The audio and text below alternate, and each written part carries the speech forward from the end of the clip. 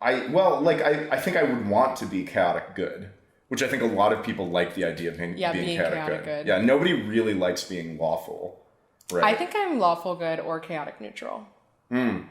Chaotic neutral is an interesting pick. Or chaotic good. But that's just because that's the nice one. Like, chaotic good is like the one to be. Yeah, right. Yeah. But I think realistically, but also chaotic, I think there's like a part of me that's chaotic neutral and then part of me is lawful good. Mm-hmm. There's something about that alignment chart that I think is like very much resonates with people. Yeah. Like it's interesting because it's just some random thing that some like RPG nerds came up with, however many years ago. Nerds are good. Nerds are good at coming up with things though. Yeah. Hence Bitcoin. Yeah, hence Bitcoin. Right. Yeah. So Aaron, this is, in some way a Bitcoin podcast. Yeah. How did you get into Bitcoin?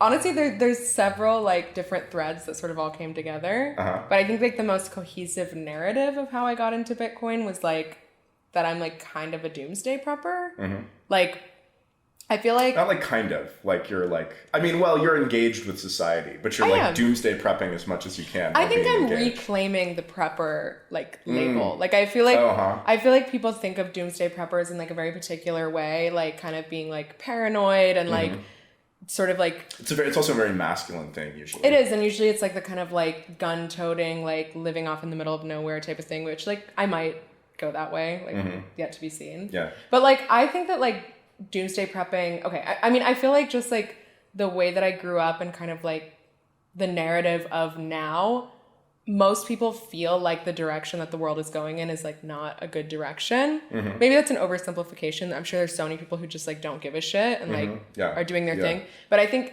most people who care about and are paying attention to like the way the world is going feel that the world is going wrong, whether it's in, they may disagree on like what exactly it is that's like going wrong, but they feel that things are going wrong. They feel this like ominous sense of like doom. And I think like partially just growing up like in that environment, I just always kind of had it. Are your parents, did they have like a doomsday prepper vibe, or did you kind of like get it from your parents at all? No, they're not like doomsday preppers, but they are very like nihilistic about things. Okay. Like they definitely, I feel like they didn't like help. Like they weren't like being like, no, actually the future is going to be amazing. Yeah. Actually, when I was home last time, so my mom, like her work from home setup is like in a room with like a bunch of windows. And so like the sun comes directly in at like a certain hour of the day. And so she like put something up to block it. And it was this poster that she made me hold at a protest when I was like 6 or 7 years old that said, "George Bush, don't mortgage my future." Man, I always hate that when people like involve their kids in their political projects. That was me. Actually, one of my first like political memories was the 2000 election. I was 4. And what was the 2000 election? Obama? No, that was Bush versus Gore. Okay, yeah. Like the really chaotic, like Florida one. Right, yeah. So my parents voted for Al Gore. And I remember when we went to like the polling booth, like I think my mom was like crying after, like she was just very like emotional about it or whatever. And I asked her, I said, "Mom, if you love Al Gore so much, why did you marry Dad?" And her response? I don't remember. I just remember being like I couldn't differentiate between like celebrities and like humans. Oh, right. Yeah. I just like they actually exist in a different world. Yeah. You know them, but you don't actually know them personally. Yeah, exactly. Yeah. So my parents like they weren't like doomsday preppers, but like I feel like they have that like Gen X like 90s kind of vibe of like just like shit's not going well. My mom really liked Green Day, like that kind of just like general malaise. Right, like a kind of punk like malaise. Yeah. And like I feel like anyone who like grew up kind of in like a post 9/11 era sort of feels that like dread about America, you know? Yeah. It's really interesting. Like there's like I feel like sort of post 9/11 and also now with COVID, there's very much like a safety focus that I don't think really existed in the 90s. Like the 90s wasn't a vibe about like safety. Yeah. And now, it's a common thing when you part company with somebody, you'll wish them safety. You'll say like, "Oh, be safe," or something like that. The world feels unsafe. That's what I think it is like people feel unsafe like in the world. Which I don't think is really supported by like data. I don't think the world is getting more unsafe in a material way. There are these large events like COVID, like 9/11, which feel unsafe, but in terms of how much they affect, like COVID and 9/11 and terrorism and stuff like that, didn't actually reverse the trend of the world getting more safe over time. They're just these highly legible, unsafe events. Well, do you think the world is going to shit or like going in a bad direction? Or are you like, no, it's like kind of just chugging along? Hard to tell. Like, I mean, like there are the things that I'm worried about. I guess I'll say, yeah, mostly I think it's like my natural inclination is to think like, okay, the things that I'm worried about, like, are they actual real problems? How many people are they affecting? Like, is the average person's life getting better or worse? I guess I'm vaguely worried about, tendrils of like control and tendrils of like life being much more heavily regimented over time. Yeah. But I don't know if that's actually making people more or less safe. Well, safety is like only part of the equation too, right? I don't know. I think like, I guess like I feel like a lot of people, at least in my generation, feel this like sense of impending doom. Right. Yeah. I don't think I feel that as much, but I don't know if that's a generational thing or not. Yeah, who knows? Yeah. I don't know. It also might just be like your political sort of sensibilities. Yeah. I think people are like, things are like generally getting better. I think if you really ask me about it, even though a lot of time I'm focused on specific things that I think are not great or getting worse. But I also think it's like, I always think like, okay, it's a data question. Like, maybe we should like look at some statistics and look at those big bubbles of like life expectancy and see like how they're moving around. Sure, but life expectancy, first of all, it's going down in this country like over the last couple of years. So yes, it was going up for like many years, but now it's like finally starting to go down. Right. But then also, is that due to like is it a different mix of people that are in the country? Like, is it like the same groups, like life expectancy going down, and like how much? Yeah, good question. I think it is health related. Like whether that's like, I don't know what groups exactly that ends up being, but I think it is like health related for sure. I think it might be like, okay, now I'm getting into statistics I don't even know. This is the thing, whenever I talk about stuff like this, I'm always like really, like, I have no fucking idea about what the statistics actually are. Yeah. By the way, well, we could do deep dives. Is this a swearing podcast? I guess so. It can not be. I can try to not swear. I don't know that I can not swear. Okay. I don't know. I don't know that I can not swear. I prefer to swear less just because I think I swear a lot. I swear a ton. But I think I'm more persuasive when I don't swear. Like, why? I think more well, because like I don't think that emotional arguments or like appeals to emotion are the most interesting or effective. But what arguments. about cool guy arguments? Like when you're a cool guy arguments? Yeah, like, I'm a cool guy. Yeah, where you're just like, and I like Bitcoin care. And you don't like Bitcoin. I fucking love which Bitcoin. Which makes you like a cuck, you know? No, not that. But like just casual. Like I can't like not swear like casually. Yeah. I don't know actually. I don't know how much I swear if I really think about it. So I think the main thing that makes me not like swearing is that when the people who speak and the arguments that I find really persuasive or beautiful are usually not irrational or not like emotional, like swearing kinds of arguments. They're things that are eloquent, things that are based on like facts and reason that like most people can agree to, and not based on whether you're ideologically one way or another. Whereas like if I say like, oh yeah, like Bitcoin's like great, and like everybody who doesn't like Bitcoin is just like a statist, like moron. Like, well, you didn't swear there. That was actually clean language. Yeah, calling I guess moron is a bit of an epithet. Yeah. You know? Yeah. But I guess I think like swearing doesn't have to be like I think I swear very casually. You know, like it's more like just like a part of like I say shit or whatever. You know, but it's not like shit.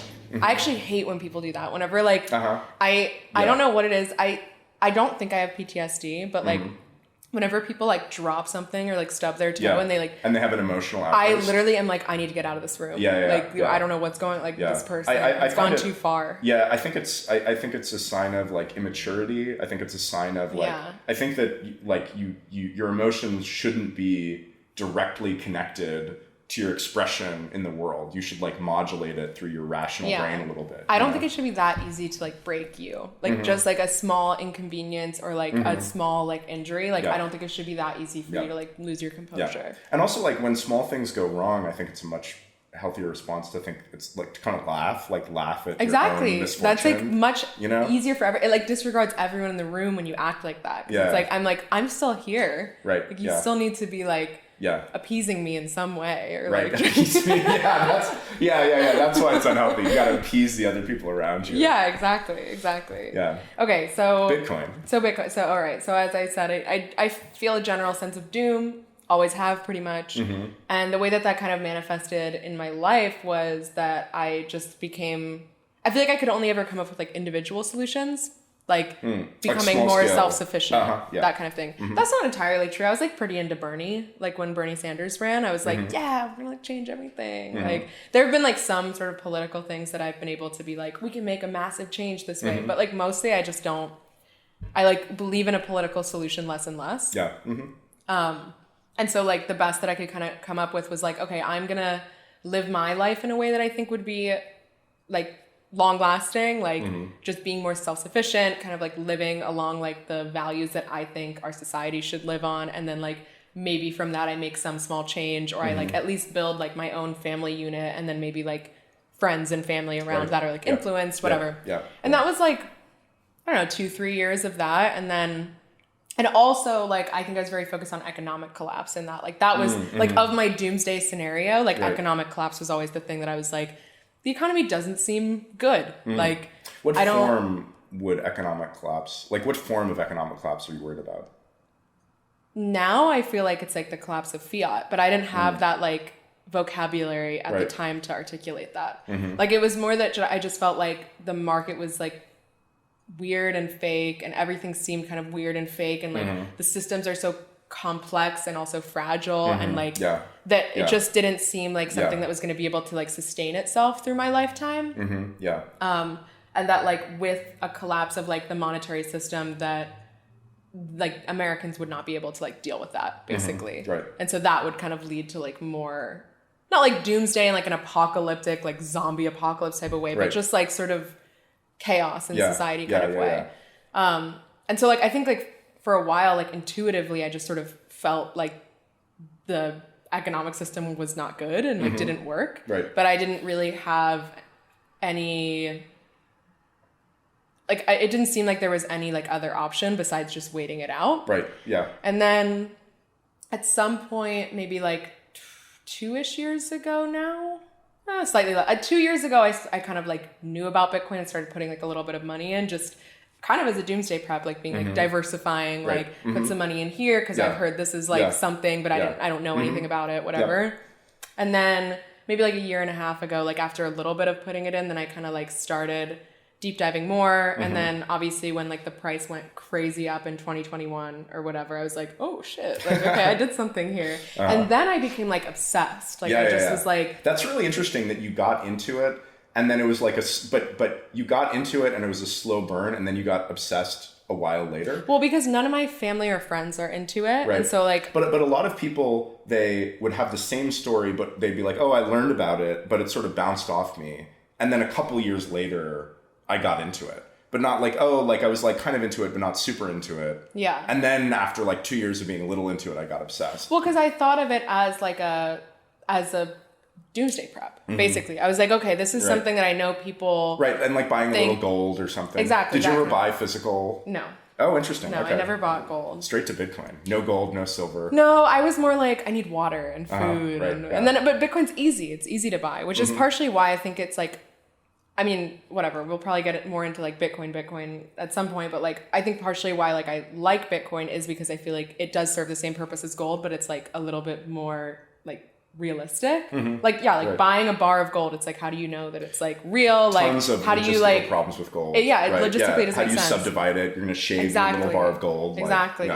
I did think about for a while, I was like, maybe I could just buy some gold jewelry and that could be a doomsday prep. I was like, I'll just have gold jewelry and that'll be nice. How does doomsday prepping align with looking fabulous? I think that there's like a certain aesthetic to it. I mean, as I'm kind of like, I feel like I'm coming up with my own, like, I'm reclaiming doomsday prepper. I'm making it cottage corner. Fabulous bangles doomsday prep angle. Doomsday prepping for women. Yeah. Like it just involves like being cottagecore, you know, like, and just like having chickens and like growing fruit and stuff, you know, like it can be as simple as that. That's a doomsday prep. Sure. Yeah.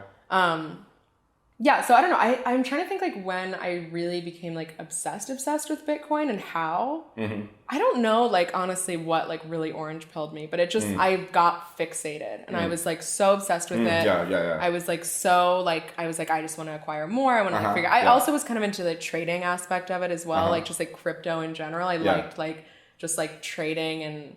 Did you do any crypto trading or buy things other than Bitcoin? Yeah. Which exchange were you on? Like Gemini mostly. Yeah, I still am. But like, I mean, I think, yeah, it was like partially like just kind of maybe like the gambling high of like trading also. And then just like the frenzy of it and just being like, oh my God, like whatever, this is actually important. Yeah. And then at some point it just got to like a level where I was like, I want to talk about Bitcoin so much and I have no one to talk about it with. Like my boyfriend will like listen to me talk about it. He's like, that's cool, babe. You know, like he's like supportive. He thinks it's cool. He like buys a little Bitcoin himself, but he's not like, you know, whatever. He's not like obsessed with it. Yeah. And then like most people in my life are like not actively against it, but they're like not for it. Like they're just like, that's stupid, you know? So then I started going to meetups to like meet people. I think I met you at my first meetup. Yeah. You were probably like one of the first people I talked to, honestly, about Bitcoin. Yeah. So that's kind of my story. And now I'm here. Yeah. Because, well, mostly, I mean, part of why I wanted to make this podcast, like the initial sort of idea was like that I felt like I needed to learn more about Bitcoin. And I felt like you had technical expertise to offer. So I was like, okay, we can have this podcast and like I can learn. We can like talk about different Bitcoin related topics, basically. And I'll learn Bitcoin and also will like produce content. Because I also think I learn through conversation as well. Right. Yeah. And like listening to podcasts and listening to conversation. Yeah. And I love to bloviate. So exactly. It's perfect. So perfect. Yeah. Okay. So give your story. So yeah, like the kind of thing, like the childhood thing or like personality characteristic that made me receptive to Bitcoin is just a really strong anti-authoritarian streak. Just really hating any sort of, you know, authority figures, always really like disliked cops, disliked, you know, the military, disliked politicians, disliked the whole political system, very like not, very low trust in. Why do you think that is? Like from I think it's just an inbuilt personality trait. Petulance? Yeah, petulance and like of not always kind of thinking that I'm right. That if I have an opinion, like obviously I'll listen to reason, and then if you can make me change my mind, I'll change my mind. But if somebody comes along and says like, no, I'm right, you're wrong, with no response, like I just bristle, you know? Yeah. I don't want to do what they want to do. Like authority figures, like teachers or whatever, like always like bristling at like teachers. Do you feel like you've had to sacrifice happiness for that? Or do you think that it makes you happy to like, do you find fulfillment in that like quest for like going off on your own, like even if nobody believes in what you're saying or agrees with you? Or have you found it to be like, because I'm like that too. I ask because I'm like that too. And I had this like whole existential crisis when I was like 23, where the main question that I asked myself was, is it more important to be right or to be happy? Right. And I felt that they were not always possible at the same time. Absolutely. Yeah. You found that to be the case? Yeah, no, definitely. I think there's kind of two ways that can make you unhappy. Like one is that if you don't really care about being right, you don't have really strong opinions, you just kind of go with the flow, you'll tend to believe things that are safe, things that are like safe and comfortable within your group, right? And if you care about being right, you're just going to have a lot of like odd opinions, right? And some of those people will just find to be odd. Some of them people will find to be offensive. Some of them people will find to be like totally crazy. Right. You know, like, I mean, like, for example, like I believe crazy things about like resisting arrest shouldn't be illegal, because I think in all circumstances it's like, I think that's true. Yeah. But then I'll have these conversations with people where people will be like having hypothetical situations, and I'm like, oh no, you should just kill the cop in that case. Like it's totally reasonable. They're like, what, over like a parking ticket? I'm not over a parking ticket, but yeah. Like all crazy things like that. People will look at me, you know, askance. You know. But do you like that? Like, do you enjoy that? Are you neutral towards it, or do you find it like isolating and alienating? Yeah, sometimes it's fun. Sometimes it's very isolating and alienating. Yeah. You know, like, so I mean, when I really like think culturally, I mostly align with the left, just in terms of really. Well, yeah, I mean, growing up in the Bay Area, the kinds of like art and music I like, the kinds of people that I'm drawn to, creative types, artistic types, that sort of like cultural, you know, growing up in Berkeley, kind of mostly Berkeley being very left. That's gonna fuck up my thing because we were gonna do a right wing, left wing thing. Well, yeah, I mean, but you know, having this very strong anti-authoritarian streak when I was growing up, I feel like that had room on the left. Yeah. That I was like, oh, like I'm one of those people on the left who like hates the government and like wants the government not to interfere in people's lives, and that was, you know, people would disagree with me, but I felt like it was, you know, sort of had a home, was identifiable as being part of the left. And then, you know, in the 2000s and the teens or whatever, I felt like no longer did those sort of views have a place on the left. Yeah. You know, that if you don't want certain kinds of, you know, state intervention, you're like, oh, you're like a right wing, like fascist or whatever. Right. So yeah, like I don't really identify with the right or like the right, like culturally. You identify as like a libertarian? Because I think that's partially, I think the divide is that I think the libertarians started being more associated with the right than the left. Right. That's right. And anything that was sort of like libertarian ideology ended up being like more with the right than the left. Yeah. So like, I don't know if I would say that I'm a libertarian. I think I just have like, in general, anti-authoritarian streak and a mistrust of government, which makes me think that otherwise, you know, interventions that like state interventions that have good intentions and that are trying to achieve good outcomes, you know, might fail or might have like perverse outcomes. So then when I heard about Bitcoin, initially it just kind of bounced off me. This was in 2012 or 2013. I heard about it once and I just assumed that it was like WoW gold or something, like World of Warcraft gold. I was like, oh, this is like some game money or something, like whatever. I think WoW gold should be a crypto. I think it would do very well. Well, yeah, so it can't be a crypto for many reasons, but like, but no, it can't be a crypto actually. Could it be an NFT?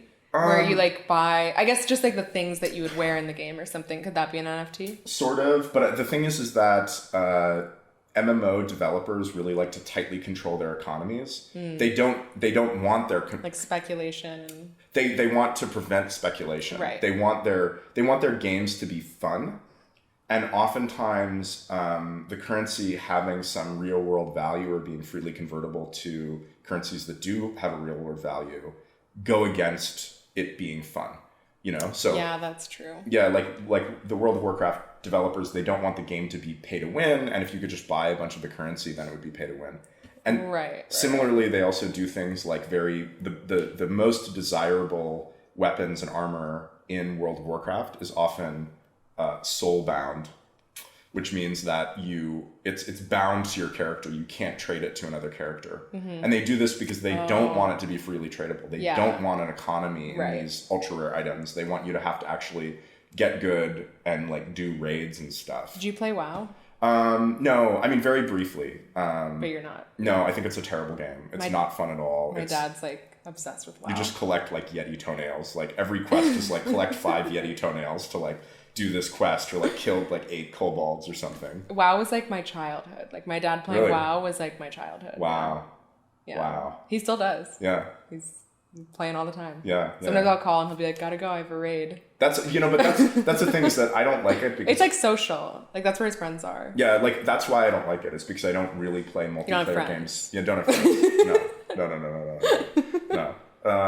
Okay, sorry I derailed you. No, but like I'm not a social gamer, and so I think I look at WoW and I go, these mechanics are like not really fun. Why do I play this? But it's like, no, if you have like a raid group and you just hang out with your friends and like shoot the shit and like kill, you know, in molten core or whatever, like that's super fun. Yeah, it's nice. It's like good for him, I think. Yeah, totally. Yeah, it would definitely be better for me if I was like into social games. Yeah, had like friends. Yeah, had like, friends. Hung out with regularly. Yeah, exactly. Yeah. That'd be great for me. Yeah. Okay, so you thought Bitcoin was WoW gold. That's how we got that too. WoW gold. Yeah. And then I bounced off. So you were a programmer at that time? Yeah. I was working at Google at the time. This would be around, I said like 2012, 2013. Why did you like get into programming? So it was a very long journey. I'd always been into computers, but I'd always owned a Mac, which wasn't easy to program. It doesn't have, like back in the day, Macs didn't have a terminal that you could just pop into and start using all the Unix utility. Yeah. Huh. So like Mac OS 9 and Mac OS 10 is based on a completely different like underlying operating system base than Mac OS 9. So Mac OS 10 is more or less based on Unix. and Mac OS 9 was Apple's own thing that didn't have a terminal. Okay, so you can't like code within it really. You can code, but it's hard. Yeah, you need to go out and at the time you needed to go out and like pay for an IDE, and the tools weren't very good, and you could kind of only program for a Mac, and it was relatively limited. Mm-hmm. Yeah, so I was into computers. I programmed my pocket calculator. Like my graphing calculator. That's cute. Yeah, I got like a graphing calculator, and then there were these games called Tiger Quest that I would download on AOL. That every single Tiger Quest game was you just enter some prompts, and then it'd say you got eaten by a tiger, like for one reason or another. Very fun. Yeah, there was one called Tiger Quest Ronald Edition, where it would ask your name, and then you respond to some prompts, and then say you got eaten by a tiger. But then if your name was Ronald, it would say you like escaped from the tiger. Wow, that's my dad's name. Now let's talk about my dad's gaming context again. It all loops back. It all comes back. Yeah. Synchronicities. Yeah. So I taught myself how to program a little bit on my graphing calculator, and I thought like, oh, this is fun, but like, I don't know what I'm going to do with my life. And then I dropped out of high school because I was totally... You dropped out of high school? Yeah, I dropped out of high school when I dropped out when I was 15, and then I like went back, and then I dropped out again when I was 16, and like that was it. Wow. Yeah. Yeah, just because I was miserable. People ask me like, oh, were you like too smart for school? I'm like, no, I was depressed. I just wanted to fucking kill myself. Why? Because the teacher's telling you what to do too much? No, I've never found school to be, I find many things about school to be very hard. I'm a good writer, but when I have to write a paper or an essay or any sort of writing assignment for school, I absolutely hate that. Like, yeah, same way. I feel like I'm just regurgitating some text that I read, that I've read in an uninteresting way. I'm not contributing anything. I'm not, contributing. It's not creative. Yeah, it's not creative. So I found it very painful. I didn't know what I wanted to do with my life. So ultimately, if the point of school is to like get into college and have some major and then get a job, that didn't seem like a very important goal because I didn't know what major I wanted to do. I didn't know what job I wanted to have. And it was like hard. And yeah, so I got assigned some paper. I think it was on World War II. Some like big like midterm paper for my history class or my English class. And then I like didn't do it. And the day came around when it was due. And I was like, well, I guess I'm going to fail the class if I haven't done this paper. So instead, I'm just not going to go to school. I just stopped going to school. What did didn't your parents intervene? So initially there was this, I went to Berkeley High, and there was this like system which was supposed to leave a voicemail on your parents' number if you were truant, if you hadn't shown up for school that day. But that system happened to be broken at the time that I dropped out of school. Wow. Yeah, and stars aligned. Yeah, and so my parents didn't know for like 2 months. I was like, they dropped me off for school, and then I'd like hang out in the park with my friends or walk home, and like we had this sort of unused room in the house that I'd like go in that room underneath the house where nobody knew that I was and like sleep. I smoked at the time, smoked cigarettes. Yeah, and then when eventually they found out, they tried to make me go back, and I just like flatly refused. And that was like, we had great conflict over that, them just trying to force me to go back. Well, of course, what are you going to do? Drop out of high school? Well, yeah, I mean, I think that they should have taken a much more pragmatic approach. The result of them trying to force me to go back from high school was that we fought a lot. I felt alienated from them, and I couldn't actually pursue anything else because I was too busy fighting with my parents about going back for high school. Right. And so if they had stepped back and they would be like, okay, we're not going to succeed in making him go back. Yeah. We need to figure out like what to do. We need to trick him to go back or like convince him or something. Yeah. Be cool. Be cool about it. Be cool. Yeah. They were not cool about it.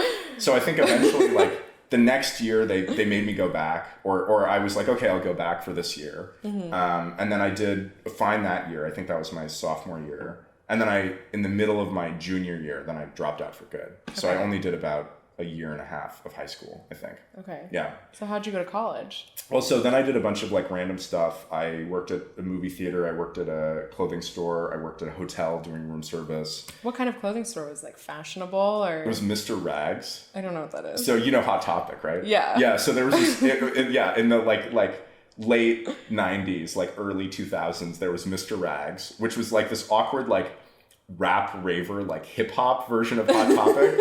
Like if you were like into hip hop and maybe you went to raves, you would shop at Mr. Rags and not Hot Topic. Wow. Honestly, it's shocking that one like didn't make it, but Hot Topic It was did. real awkward. If you like, Hot Topic has a very cohesive vibe. Yeah, true. That's timeless and identifiable. That's true. Mr. Rags was like, what even is this? Yeah. Like, so the moment the fashion winds turned against whatever Mr. Rags was doing, like, it was just, you realized that it was just a hollowed corpse of no substance, yeah, right? And then that was it for your life plan. That was it. Yeah. They actually didn't pay me.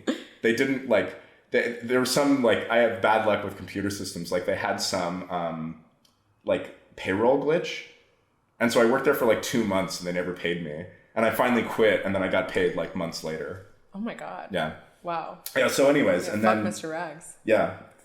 And then I moved to Seattle because some friends of mine moved to Seattle. Mm-hmm. And I got a good job at a hotel doing room service. Mm-hmm. And it was really good. How old were you then? 18. Okay. Yeah. And it was good because the reason it was good was that I made a lot of money. I made tips, and every day you get tipped out like $75 to $120. And this was tons of money at the time. And I was still pretty miserable. And so I was like, okay, money isn't going to make me happy. I guess I have to go back to school. So I went back to community college. I dropped out of community college because I was like kind of miserable. I moved back to the Bay Area. I went to community college again. I dropped out again because I was like kind of miserable. Wow. Didn't know what I was doing. And then finally, when I was 21, I took a programming course at community college. I took a class in C++, and you were already supposed to know C to take the class, but I was like, whatever, I'll just take this class. And the teacher was maybe the worst I've ever had. Mr. Nguyen, he was absolutely miserable. But I loved it. I worked really hard at it. I really enjoyed it. Made sense to you? Made sense to me. Was super fun. It also felt like a creative outlet because you're like, oh, I can do anything with this. I can make art. I can make some sort of like business. I can do, if I want to do science, like science also connects to programming. Mm-hmm. Just incredibly like creative. And then after being a computer user for a long time, I was like, oh, I can do all these things. I can make games. I can do whatever. And so at that point, I knew what I wanted to do. And I had always played like administrative games to avoid bad grades getting on my community college GPA. Mm-hmm. So I actually had a 4.0 at that time, even though I had like completely bombed semesters like 3 times. But I would withdraw, I'd take incompletes, I'd do weird things. So then I was like very motivated, did community college, and then I was in California at the time. And if you get good grades at community college in California, they make it pretty easy to transfer into a UC. And so I was able to transfer to UC Berkeley and do a CS major there. Wow. Rags to riches. Rags to riches. Yeah, absolutely. Amazing. Yeah. Like, I think my parents, when I was like 18, like working in a clothing store, dropped out of high school, like things looked pretty grim. You know, things didn't look good for me. How many people were doing CS at Berkeley at that time? Oh, it was a popular major. Yeah, it was. Really? Yeah, it was. Generally the CS major at Berkeley has for a long time been like oversubscribed. Yeah, because it's something like 60% of incoming students want to major in CS at Berkeley now. Yeah, it's crazy. It's like it's very competitive, but so I didn't know like if it's had always been that way or if it's a relatively recent. It started being that way in like early 2000s. Mm-hmm. That was before I went there, but I heard stories about like during the .com boom. I'm sure. Was just insane. Yeah. Like students like, you know, begging to get in, like, you know, it was insane. But yeah, I went to Berkeley. I loved Berkeley. It was great. I had so much fun programming. I had so much fun learning computer science. And then I graduated Berkeley in 2009. And then I got a job at Google, initially on a team as a site reliability engineer on a team called Traffic Team. So a site reliability engineer is sort of a cross between a sysadmin and like a system administrator. You're like, okay, so you know, you have a bunch of computers and they do stuff, right? And then like sometimes they break, right? Okay. And so then you need somebody to write the programs that the computers run, but then also to like dive in and like try to fix things when things break. Sure, yeah. And normally you just sort of have somebody called a sysadmin who's not really a programmer or an engineer. They just sort of know how computers work. They can use the terminal to like fix things. Mm-hmm. But when your systems become so complicated and so bad that a person who's not a programmer can't fix it anymore, you have to invent a new position, which is called site reliability engineer. Is a sysadmin like IT guy? Yeah, basically. Yeah. Okay. Yeah, IT guy. Yeah. Like layman's terms here. Yeah, I don't know what the layman's terms are. I'm very disconnected from the layman. From the layman? Yeah. But once your systems get so bad, the IT guy can't fix them anymore, and you have to train like UC Berkeley trained CS majors to make heads or tails of anything. Right. And so that's what I did at Google, basically like trying to keep the ship running. The traffic team was a very central team to Google's functioning. If the computers the traffic team is responsible for, traffic team did basically Google's like connection to the outside world. Everything, every request that goes into Google goes through, it's called a reverse proxy, and the reverse proxy was run by traffic team. Sure. Yeah. Did you like Google culturally? Like, did you like fit in? Like, were you like techie vibes? I was always a weird one. I was always the weird person on my team who would, really? Wow. Yeah, I mean, like I was just like very like weird. I would like make Katamaris. There's this video game called Katamari Damacy where you roll things up into big balls, and so I'd make these balls of stuff that I would glue like office supplies into like a big ball. They were cool, and I'd like hang them over my desk. So for art. Yeah, like for art's sake. Yeah. To feel something. Yeah. And I was always just crazy, like just always into like crazy things. So then working at traffic team, I actually, that job did not agree with me. It was very stressful. So I went a little bit insane. And then I switched teams to a different team at Google, doing something completely different, doing graphics programming and JavaScript stuff for Google Maps. And then it was about that time that I learned about Bitcoin, and What year? It was 2013. It was like early 2013. Yeah. And so after initially it bouncing off, I heard about it again. I was like, oh, this is actually interesting. This is like a decentralized thing that isn't anybody's. It's not like something a company owns. Were you interested in it from like a programming perspective, or more of like a political, like, was it more that you saw like the societal benefit, or were you like, oh, like this like blockchain or whatever is cool? Very much both. Okay. Very much both. I was like, this is both a elegant, simple system that I can understand and that I think will work.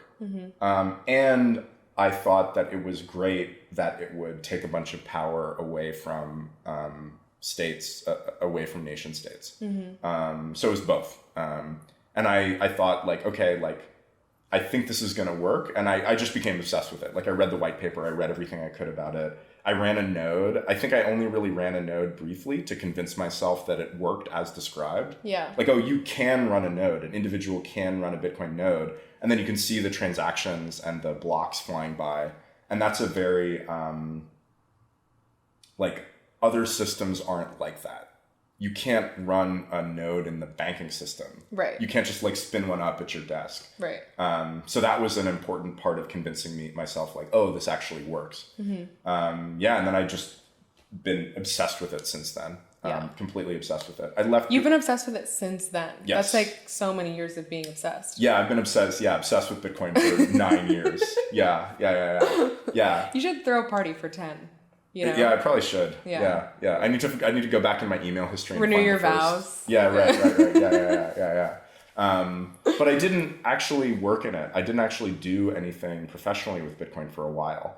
I didn't really know what I could contribute to Bitcoin. I'm not a cryptographer. I understand how cryptography works, but I'm not going to innovate on the cryptography side.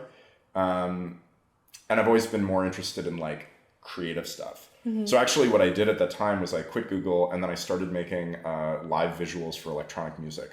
Oh, cool. Yeah. And I started programming these like, these like crazy intricate visuals from scratch that I performed a few times.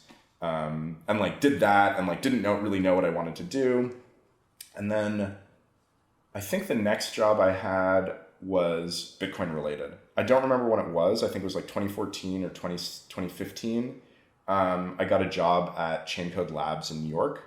Chaincode Labs is a project by two guys who made a ton of money in high frequency trading.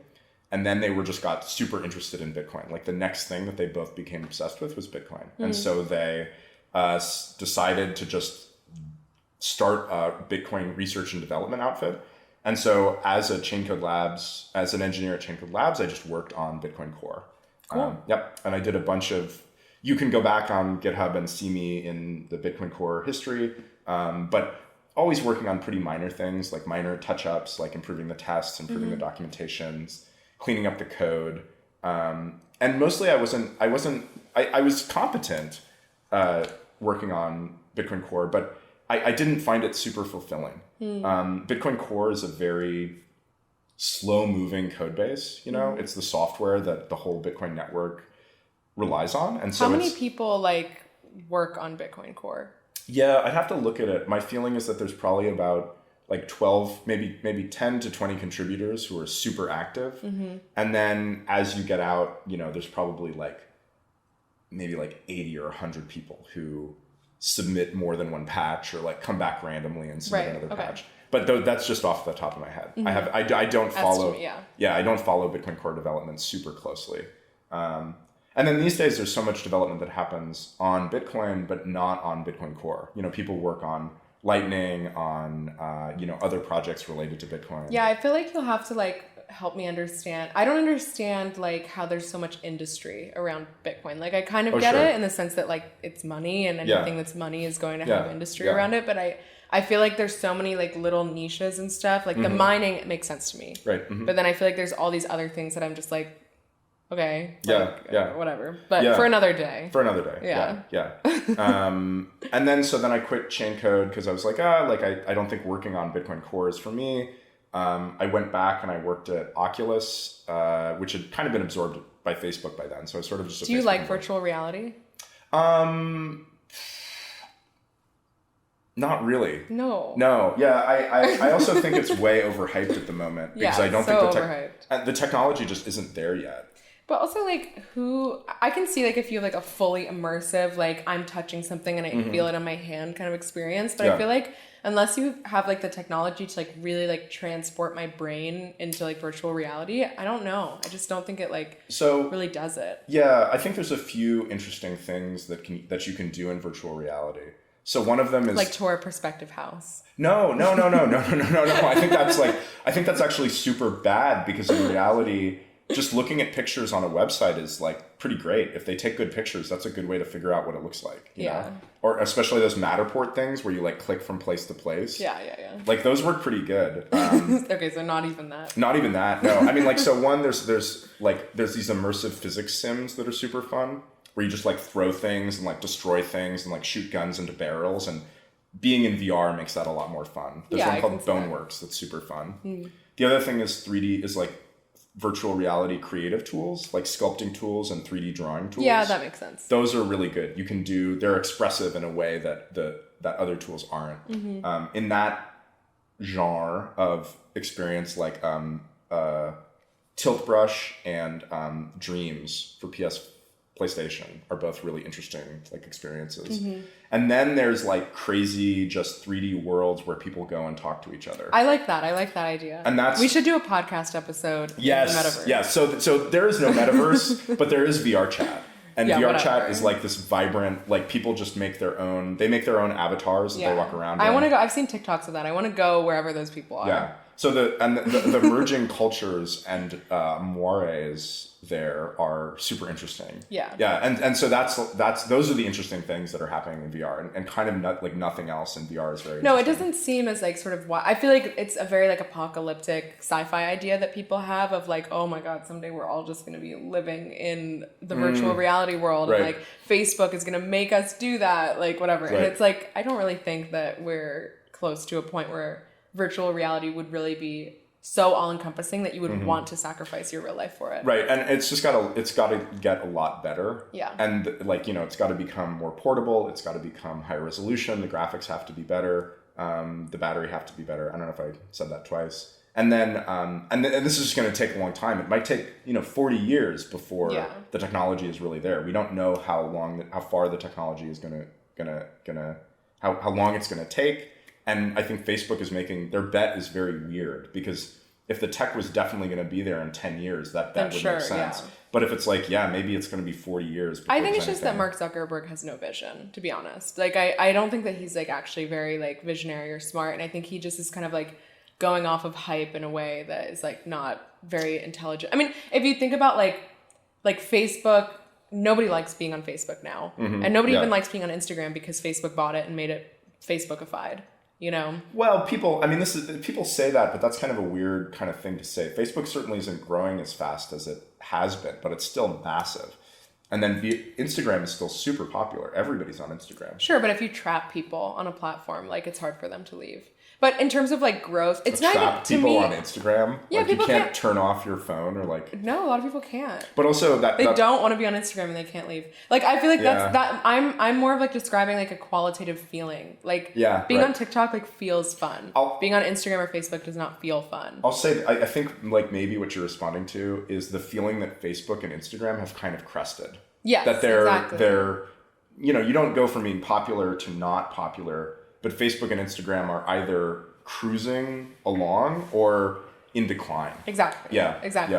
Yeah, and I think like that's partially just like Mark Zuckerberg's kind of lack of vision. I don't think that company has any idea how to make things that are good. I think they lucked onto Facebook. Like they were like, oh, they saw like other kind of social things and they made one that wasn't shitty, but was basically just a social network. Yeah. And the least shitty social network that people made at that time was going to become hugely popular. And then they haven't really made a compelling product or super compelling product vision. Facebook, the product is a mess. Yeah. I think Mark Zuckerberg, I don't know if I would say he's following the hype, but I do think he's like maybe following his own hype. Like he thinks that VR is going to be the future and it's. Well, his vision of VR also is like, you're going to go work in the virtual office. It's like, really? I'm going to go sit at like a virtual desk, in my cubicle. Like, no. I know people at Facebook who are working on that and they're like It's terrible. They're real like true believers. And I'm like, no, nobody wants to do this. But that's the thing that makes people feel apocalyptic is like, but I feel like that is like not a genuine business model that people, I don't even think companies want that. I don't think companies want that. I don't think people want that. But I think there's this like predisposed vision that we have from like sci-fi or sort of like what we thought the future was going to be like in the past that I think make people think like, oh, of course we're going to be doing that. Of course we're going to like, you know. And also, I mean, if you talk to people at Facebook, I mean, they would say that, you know, oh, it's going to be so productive. You're going to like, like you're going to have these like really, you're going to be able to communicate so fluidly. You're going to have these engaging meetings. I don't believe that. I think the technology has to get so much better before that's the case.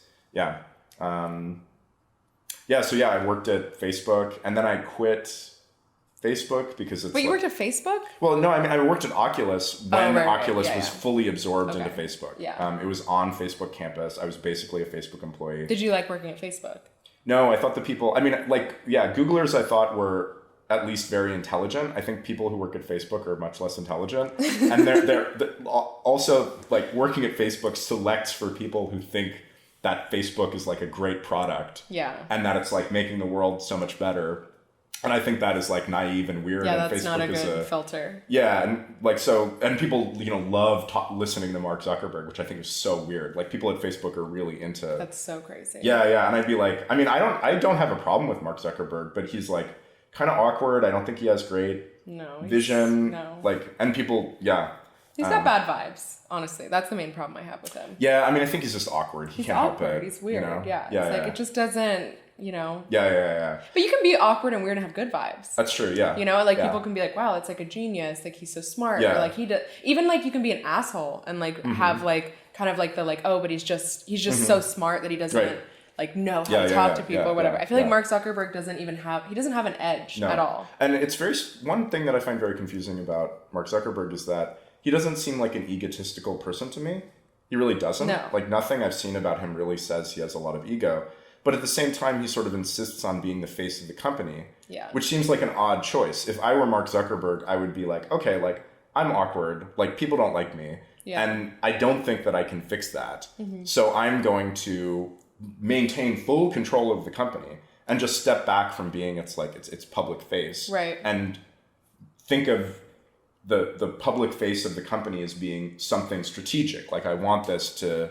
You know, whoever's the public face of the company needs to fulfill that role well. I'm not doing that well. I'm going to do other things, and I'm going to find somebody to take that strategic role. But I don't know, maybe the head of the company in some sense has to be the person who controls it. Otherwise, like, who's going to listen to somebody who, if Mark Zuckerberg was like, oh, here's Zark Zuckerberg, who has 0% stake in the company, but's a much better public speaker. I would love to hear from Zark Zuckerberg. Honestly, Zark Zuckerberg, if he told me virtual reality was the next thing, I'd be like, Zark Zuckerberg does sound like an alien or something. Yeah. And that would be way better. Mark Zuckerberg just looks like an alien. Yeah. You want somebody who really like walks the talk. Yeah, I imagine him like with a cape. Yeah. So then after quitting Facebook, because I quit Facebook kind of because I was miserable, but also because I wasn't performing very well. I was not motivated. Quit on them before they quit on you. Yeah. So I went in, Facebook has these like performance evaluations. And so I went into a performance evaluation and I was like, whatever. I'm like, kind of cruising through whatever. And so I sit down with my boss and my boss takes literally like a printout of a piece of paper and like says, here's some peer evaluation. Like, what do you think about it? And he like slides it over the desk and I take it on the desk and it says, Casey is doing the minimum possible not to get fired. Like word for word. That's what it said. That's nice. Yeah. And so then I looked at it and he said, like, what do you think about that? And I said, let me stop you right there. I quit. Wow. And I was like, yeah. Cool moment. Yeah, cool moment. I mean, cool, I was saving face. It's not really that cool. Yeah. But like I was like, I was mentally checked out. Yeah. Anyways, yeah. And then after that, I don't even remember what I did. I did work for like a shitcoin company. Me and some friends got interested. Not a shitcoin. I mean, it's this cryptocurrency called Grin that has a lot of nice characteristics. And I was really excited about it because that is great. It is very interesting privacy tech. That's also very simple and easy to understand.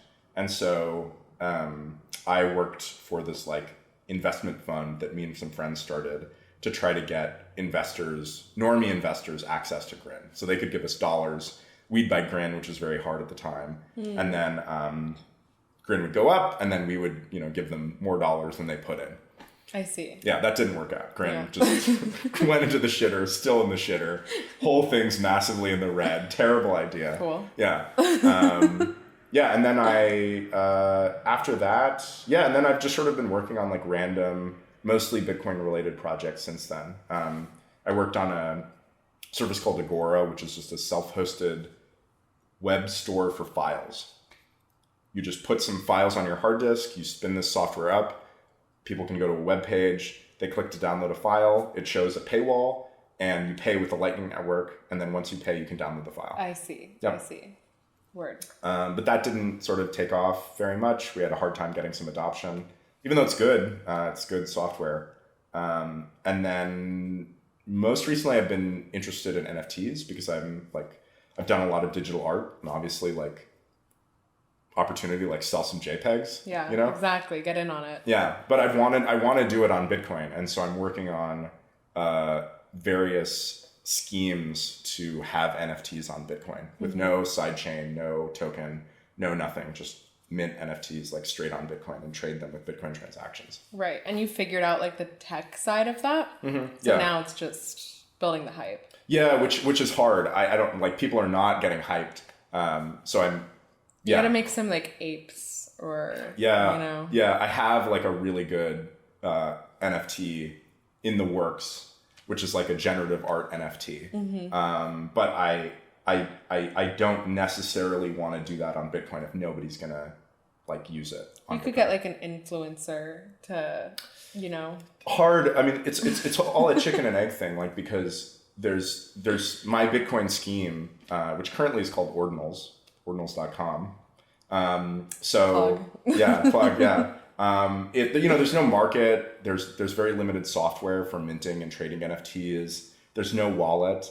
So that means that even if an influencer plugged it, like there would be no way for people to go and buy it. So I need to, it's going to be like a grassroots, like slow burn thing that's going to take a long time. Yeah. A labor of love. Yeah. Labor of love. Yeah. And I might actually do this initial NFT collection on Ethereum, not because I like Ethereum. I have a lot of problems with Ethereum. Don't say that on this podcast. You're going to do it on Ethereum. Yeah, well, but I mean, like that's where the art market is. Yeah. Right? Like that's where the market of collectors is. And NFTs are like, I mean, NFTs are just whatever. They're like collectibles, you know? So not my thing. Not your thing. Not even my thing either. Like, I don't really collect things, but it seems like people really like collecting these things. It does seem like that. Yeah. I mean, I don't know what to make of that. People have been into these kinds of things forever. Like, you know, shells, collectibles, jewelry, bangles, all these like kind of collectible status goods. It's true, but I feel like then you like go into someone's house and you see them displayed or something. But people spend so much time on Instagram and on Twitter, and these are these goods that you can display on social media that you own. I guess so, but people just flex their real stuff on Instagram. You know what I mean? Like they would just take a picture of their watch and like flex that way. Like that works just as well. If not better, because most people know the value of a watch, but most people probably don't know the value of like an NFT. Well, actually, I think that's kind of changing. I'm just a hater. Yeah. Yeah. I mean, I don't want to like defend NFTs as being like super valuable, super innovative or whatever. But yeah, there are NFTs that these days is like flashing a super expensive watch, you know, like if you have like a Bored Ape Yacht Club NFT or like a CryptoPunks NFT. I'm not a flexer. I'm not into flexing. I'm not a flexer either. Yeah. Absolutely not. No. But you just want to support the economy of flexing. No. Absolutely not. I actually find the flexing economy to be super like boring. I think most NFT art is disgusting. Yeah, it looks terrible. It's terrible. It's derivative. No, like I actually like the NFTs that I do think are interesting are like generative art NFTs, which just are like, you know, the same kind of glitchy, interesting, creative programming art that I've been into for a long time. And the fact that people are interested in that, and I can like do the art that I've made in the past and have a community of people be like, yes, more, give us more of this. Can you make a video in NFT? Or is it just... Yeah, you can do whatever. Somebody's getting circumcised, you can like declare that the foreskin, you're making an NFT that represents the foreskin. Like a deed. Burn the foreskin symbolically and then transfer it to the NFT. Anything can be It's interesting that that's the first thing that you thought of when I was just thinking about some like rare, valuable... The first thing I thought of was Kim Kardashian sex tape. That was where I was going with that. I was like, Kim Kardashian sex tape. That would be, see, that's your influencer marketing. You say, hey, Kim, you can mint your sex tape as an NFT on my whatever situation. Yeah. And then she owns it, you know? Yeah. And like that could be... Yeah. I mean, that sounds like, I think I just threw up a little bit of my mouth. You were saying that, but...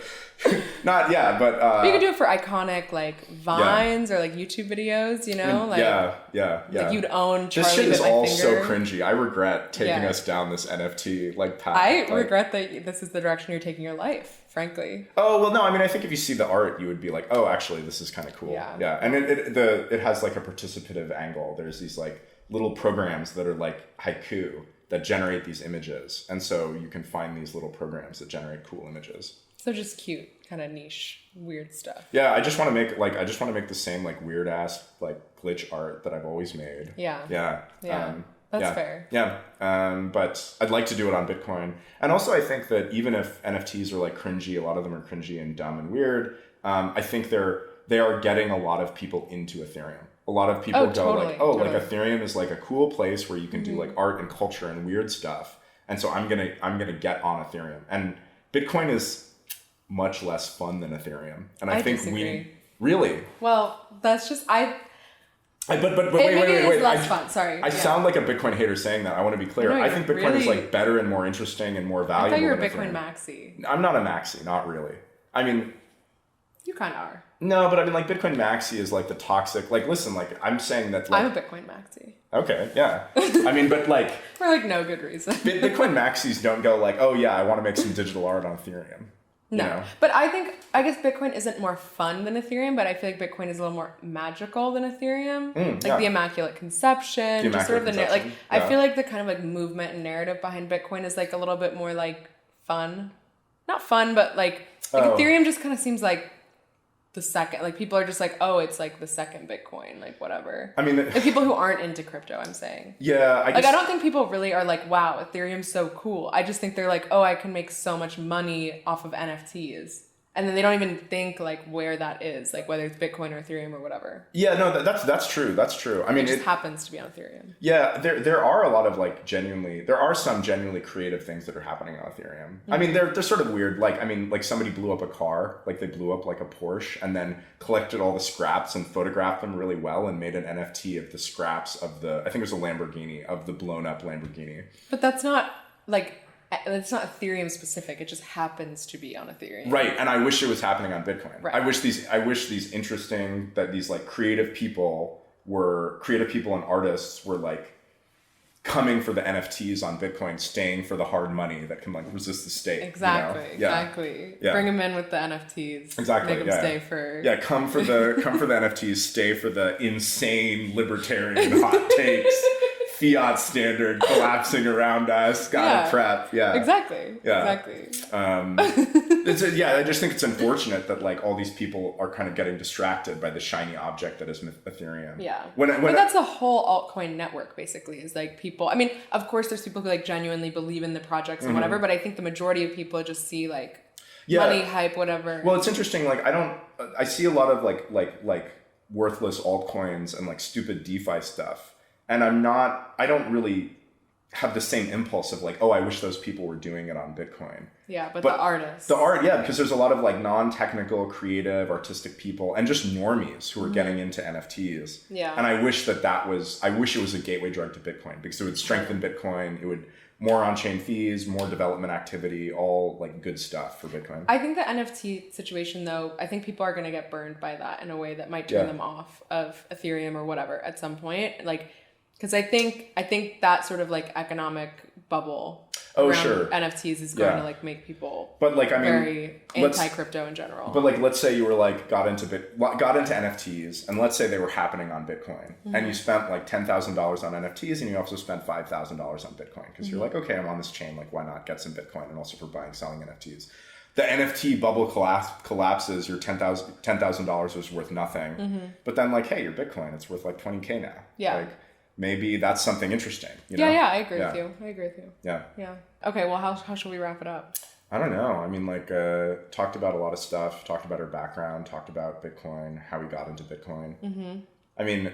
Chat on whatever. Actually, no, you kind of praised Ethereum. Well, I don't want to say praised Ethereum, because like it's a. I feel like you're not doing like the Bitcoin maxi perspective that I wanted you to. I wanted you to be I love Bitcoin. The technology's amazing. I love Bitcoin. The technology's amazing. It can resist the state. The state, if nation states try to attack Bitcoin will win. Yeah. Bitcoin will beat them. Ethereum is a disastrous, howls moving castle, incredibly complicated, falling apart at the seams, impossible to make anything secure, like incredibly centralized development process, going to get even more centralized as it transitions to proof of stake. Right. Proof of stake is an incredibly centralizing, stupid technology. This is kind of why I say that I'm not really a Bitcoin maxi, even though a lot of the things that I believe really align with Bitcoin maxis. Is like, it's not really ideological. If Ethereum has, hard to say Ethereum has good qualities, but yeah, it has some good qualities. It enables a certain kind of experimentation, which are good. And like a Bitcoin maxi probably wouldn't acknowledge that. Mm-hmm. However, like there's the other 95% of Ethereum is like a disaster and has huge amounts of problems. Right. So that's where I am on the Bitcoin maxi like spectrum. Sure. And then like, you know, if you look at, which by the way, Bitcoin maxi is, define Bitcoin maxi for people who might not know that. Yeah, right. That term. Bitcoin maximalist. Because I feel like people don't actually know that. Yeah, I don't know. I just associate Bitcoin maximalists are people who are very pro Bitcoin and tend to be mostly ideological about Bitcoin. Well, I didn't even know for a long time that Bitcoin people didn't like other crypto. I was just right. Bitcoin is the main crypto. Right. Yeah. But whatever. Yeah. Like if you like, some, shoegaze band, you probably like other shoegaze exactly. bands. It's just like the genre of whatever. Genre, as the French would say. Exactly. But I didn't really realize how, I mean, it is ideological in the sense of like Bitcoin people are very pro Bitcoin. Mm-hmm, yeah. And they think everything else is trash. Well, it's also because... I like that. I think it's like, I don't know, it shows some like conviction or something. I mean, I wish it was about conviction. I think a lot of it is about bag holding. That you have your main investment, which is Bitcoin, and so you become like both incentivized to support it and sort of like tunnel vision, you know? But then it just so happens that they're right, you think. It does, yeah. So they're not based. Because they're doing it for the wrong reasons. I don't know. But you're based. Because you're doing it for the right reasons. Yeah, right. No, I don't think I'm based. I think, in fact, if you say that you're based, that automatically makes you not based. I think I'm based. Basedness is declining rapidly. But yeah, so yeah, like Bitcoin is great. Bitcoin is way more decentralized. Bitcoin can resist the state. But yeah, like technology has trade-offs, and it turns out that Bitcoin makes those trade-offs in a very good way. And that's why I like Bitcoin. And that's kind of why I'm not a Bitcoin maxi, is because I'm willing to consider other things and look at other things. And in fact, we can talk about a lot of the other coins that are out there, and I'll tell you exactly what's wrong with them and their issues, and not just like autistically screech about how they're not Bitcoin. Yeah. But you are a Bitcoin maxi. Yeah, because I'm just in it for the vibe. I'm like Mark Zuckerberg, bad vibe. Bad vibe. Yeah. No, the Bitcoin maxi vibe is the best vibe. It's the best vibe. It's the best vibe. Yeah. We're gonna have our gun and our chickens on our mountaintop. Exactly. You know? Yeah, exactly. I'm like, these are the people I want to like survive it with. You know? Yeah, totally. Yeah, the Doomsday prepper, like altcoins are NGMI when the apocalypse comes. Absolutely. You know, Ethereum, like over. you're gonna run your Ethereum node. Like, no, you don't. Yeah. No, I want to have like my fucking solar panel in the backyard running my Bitcoin mining facility. Yeah. Like, I mean, that's doable, and yeah, that's goals for me personally. Yeah, but also goals is like just learning more about it technically, because I feel like I mean, really, I think that's maybe going to be the guiding philosophy of this podcast. We'll see. I mean, we'll probably just talk about whatever. Educational experience. We love learning education. together. We love learning. Yeah. High school dropout. Yeah. PhD student. Yep. So actually, maybe I'm the expert. You are. You've got to teach me about the stars. And shit. Exactly. In more ways than one. Yeah. Right. Yeah. Both the astronomy and the astrology. Exactly. Really, just like swinging fluidly from crackpot to scientist. I'm multifaceted. Yeah. Okay. Well. I think we should just wrap it up. And, sounds good. We'll be back next week. Yep. Maybe we'll have decided on a name. Maybe it'll be Hell Money. Who can say? Who can say? Thanks, Casey. Excellent. Yeah. See you soon.